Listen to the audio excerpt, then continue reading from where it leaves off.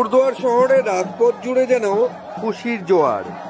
এক প্রকার খুশির মেলা বসেছে আলিপুরদুয়ার জুড়ে। তথাকথিত আপনি বলতেই পারেন যে শুধু আলিপুরদুয়ার নয়, সমগ্র ভারতবর্ষ জুড়ে এক উৎসবের আয়োজন। সে কি উৎসব? সমগ্র বিশ্বে ভারতের মান যেন সর্বোচ্চ শীর্ষে। 2025 ওডিআই চ্যাম্পিয়ন ট্রফি এবার ভারতের ঘরে। রোহিত শর্মার নেতৃত্বে ভারত ব্রিগেড যেন এক অন্য মাত্রা পেল বিদেশের মাটিতে। 50 ওভার অর্থাৎ একদিনের ম্যাচে আইসিসি টুর্নামেন্টের ভারত ঠিক অনেকটা সময় পর, বলা যেতেই পারে 1 দশক পর, নিজেদের ছাপ রেখেছে। অসাধারণ খেলেছে ভারত ব্রিগেড। সঙ্গে রয়েছেন সমগ্র ভারতবাসীর ভালোবাসা ও